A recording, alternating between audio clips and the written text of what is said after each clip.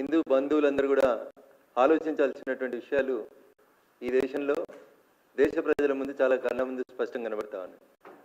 అయినా మనకెందుకులే, మనకేం జరుగుతుంది అనేటువంటి రీతి లోపల అటు ప్రభుత్వ యంత్రాంగం ఇటు సమాజంలో ఉన్నటువంటి వివిధ వ్యవస్థలు పనిచేస్తున్నాయి. కాబట్టి కొన్ని సంఘటనలు విన్నప్పుడు, కొన్ని సంఘటనలు చూసినప్పుడు బాధ అనిపిస్తూ ఉంటుంది. వారం రోజుల క్రితం నా పార్లమెంటు పరిధిలో ఉన్నటువంటి పటాన్చెరు అసెంబ్లీ నియోజకవర్గ పరిధిలోని జిన్నారం అనేటువంటి ఒక మండల కేంద్రంలో ఒక శివుని విగ్రహాన్ని ధ్వంసం జరిగినటువంటి కేసుకి సంబంధించి పోలీస్ అధికారులు 3 రోజుల తర్వాత ఒక వీడియో విడుదల చేసి మదర్సా పిల్లలకి సంబంధం లేదు, ఒక కోతి అటువైపు వెళ్ళి ఆ విగ్రహాన్ని ధ్వంసం చేసింది అని కొన్ని వీడియోలు ఇవి సీసీటీవీలలో రికార్డ్ అయినాయని చెప్పి ఫుటేజ్ రిలీజ్ చేసి చేతులు దులుపుకొని వదిలేసినారు. తర్వాత 19 మంది హిందూ బంధువులని ఆ సంఘటనకు బాధ్యులుగా భావిస్తూ ఆ సంఘటన జరిగిన మరుసటి రోజు 19 మందిని, తర్వాత 3 రోజులకు 5 24 మందిని ఇప్పటి వరకు అరెస్ట్ చేసి రిమాండ్ చేసి జ్యుడిషియల్ కస్టడీలో ఉంచడం జరిగింది. ఈ సంఘటన జరిగిన తర్వాత 4 ఎఫ్ఐఆర్లు నమోదు చేసి హిందువులలో కొంచెం చైతన్యవంతంగా ఉండి ఆ రోజు ఇది ఎందుకు జరుగుతుంది అని చెప్పి నిలదీసిన వాళ్ళందరినీ కూడా రిమాండ్ చేసింది తెలంగాణ పోలీస్. కోతులు చేసిన ధ్వంసం అనేటువంటి విషయం లోపల నేను నాకున్న సందేహాల్ని సాక్షాత్తు రాష్ట్ర డీజీపీ గారి ముందు ఉంచడం జరిగింది.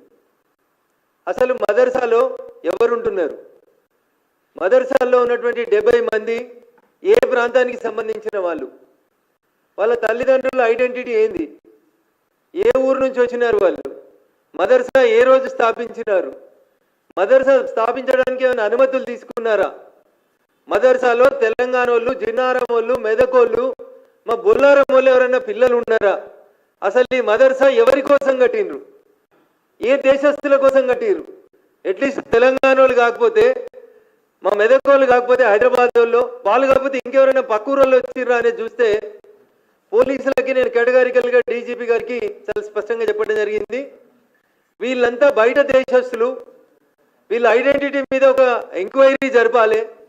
అసలు ఆ మదర్సాలు నా మెదక్ పార్లమెంట్ పరిధిలో ఉన్న జిన్నారం మండలంలోనే ఇంకోటి శివానగర్లో ఒక మదర్సా ఉంది, సంగారెడ్డి నుంచి సదాశివపేట పోతే హైవే మీద ఒక మదర్సా ఉంది.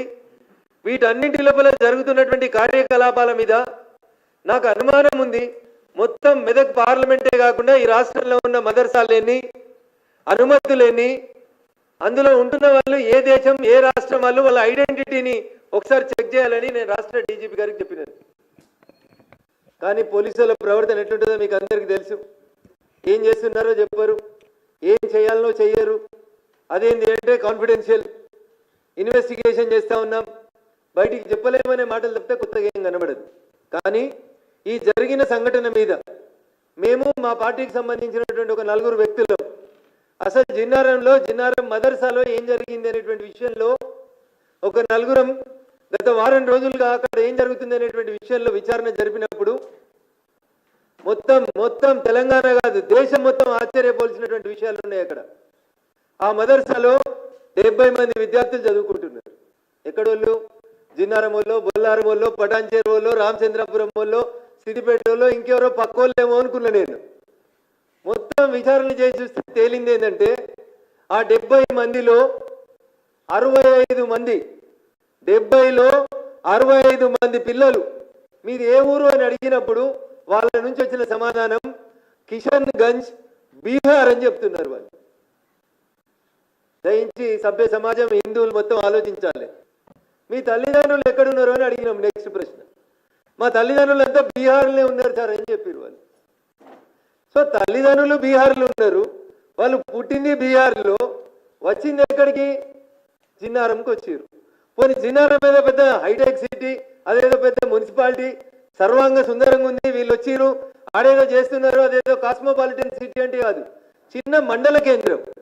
ప్రశాంతంగా ఉన్న ఒక మండల కేంద్రానికి ఒక మదర్సాను తెచ్చిపెట్టిరు. బీహార్కి వెళ్ళి పిల్లలు అని చెప్తారు. మాకు అనుమానం ఉంది అది కిషన్ గంజ్ కాదు, బీహార్ కాదు. Kishanganj is adjacent to Bangladesh. బంగ్లాదేశ్కి కిషన్ గంజ్కి మధ్యలో బార్డర్ ఉంటుంది, గీత. వీళ్ళంతా పేరు కిషన్ గంజ్ అని చెప్తారు కానీ వీళ్ళ దగ్గర ఒక ఆధారం కానీ తల్లిదండ్రుల గురించి కానీ వాళ్ళు సరైన సమాచారం చెప్తలేరు. బహుశా ఈ మదర్సాలో ఉన్న 65 మంది కూడా బంగ్లాదేశ్ నుంచి వచ్చి జిన్నారంలో శిక్షణ పొందుతున్నట్టు నాకు అనుమానంగా ఉంది. ఇదే విషయం నేను రాష్ట్ర డీజీపీ గారిని కలిసినప్పుడు చాలా స్పష్టంగా చెప్పినాను. పిల్లల ఐడెంటిటీ ఎంక్వైరీ చేయండి అని ఎంక్వైరీ చెప్తున్నాం. ఇంకా దారుణం అన్నా, పిల్లలంతా అడికెళ్ళి వచ్చిర్రు అనుకున్నాం. అసలు మదర్సా ఎవరు నడుపుతుర్రు, మదర్సాల చదువు చెప్పే సార్లు ఎవరు అనేది ఎంక్వైరీ చేసినాం. మదర్సాల చదువు చెప్పేందుకు వచ్చిన సార్లు కూడా మీది ఏ ఊరు అంటే మాది కిషన్గంజ్ బీహార్ అని చెప్తున్నారు. వాళ్ళు సార్లది కిషన్గంజ్ బీహార్ అనే సమాధానం, పిల్లలది కిషన్గంజ్ బీహార్ అనే సమాధానం వస్తూ ఉంది. నేను ఈ మధ్యలో అన్ని ఆంగ్ల హిందీ దినపత్రికలలో ఛానళ్లలో వచ్చినటువంటి కొన్ని వార్తల్ని కిషన్గంజ్ గురించి చూడడం జరిగింది. దురదృష్టకరం, బాధాకరం. కిషన్గంజ్లోకి బంగ్లాదేశ్ నుంచి చొరబాటుదారులు వచ్చి అక్కడ ఉన్నటువంటి హిందువులని భూమి అమ్ముతావా సస్తావా అని బెదిరించి అమ్మకపోతే దౌర్జన్యం చేసి చంపేసి ల్యాండ్ జిహాద్ నడుస్తుంది అలా బీహార్ కిషన్గంజ్లో.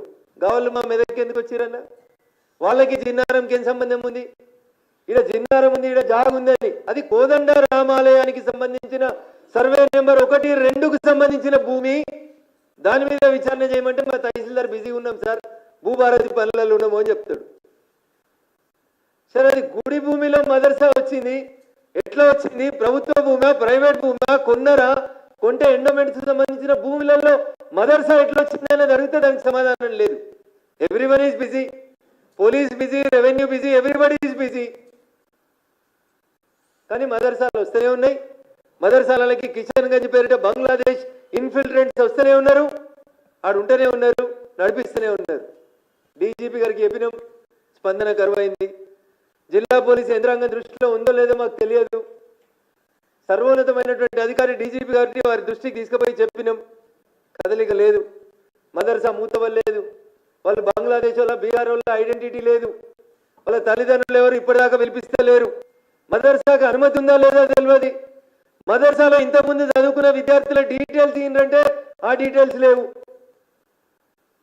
సో నేను స్ట్రేట్గా ఈ రాష్ట్ర విద్యాశాఖ మంత్రి ఎలియాస్ రాష్ట్ర ముఖ్యమంత్రి గారికి ఒక ఉత్తరం మీ ద్వారా ఈరోజు పంపదలుచుకున్నాను.